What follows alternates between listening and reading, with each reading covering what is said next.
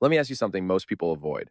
What do you do when the damage is already done, not threatened, not coming, already happened? No fixing it, no undo button, just ruins. That's where the book of Lamentations begins. Lamentations is not written from a place of warning. Jeremiah already warned. No one listened. Now the city is gone, the temple is destroyed, homes are ashes, people are dead, scattered, exiled, and there is no enemy left to blame. Only silence. This book doesn't explain why it happened. It doesn't justify God. It doesn't motivate people to rebuild. It does something far more uncomfortable. It lets grief speak. Lamentations is written by someone walking through a destroyed city, not imagining pain, standing inside it, seeing streets empty, hearing children cry, watching hunger break dignity. This is not theology. This is trauma. Most spiritual content rushes grief. Everything happens for a reason. This will make you stronger. Just have faith. Lamentations says none of that. It sits down in the ashes and weeps.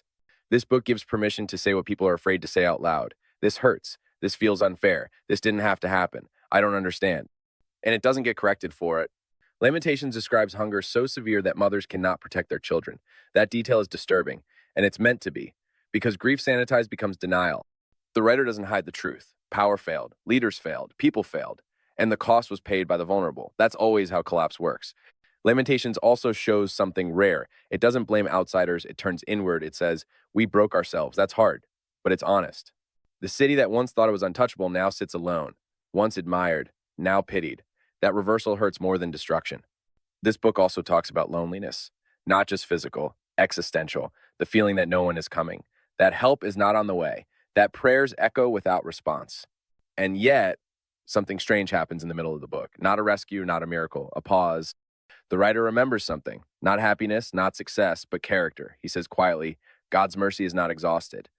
Not loudly, not triumphantly, almost like whispering it to survive the night. That line is often quoted out of context. People use it as motivation. But here it's survival language. It's what you say when you have nothing else left to hold on to. Lamentations teaches something crucial. Hope doesn't always look like confidence. Sometimes hope looks like refusing to give up on the idea that pain isn't permanent. This book understands trauma deeply. It shows that grief is not linear. One moment you accept, the next moment you rage, the next moment you collapse again. That's normal.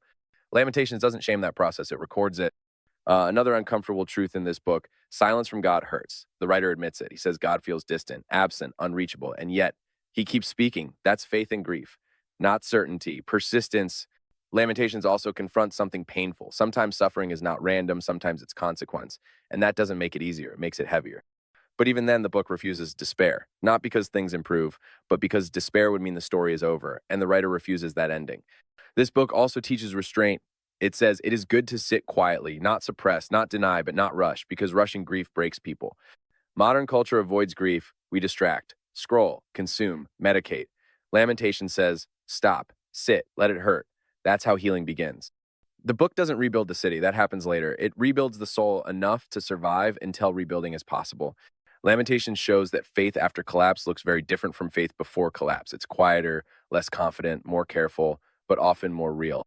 This book matters today because people lose cities in different ways. Careers collapse, families break, identities shatter, trust evaporates.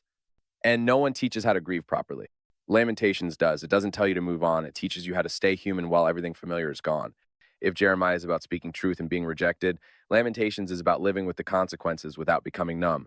This book proves something powerful. God does not disappear when everything falls apart, even if he feels silent.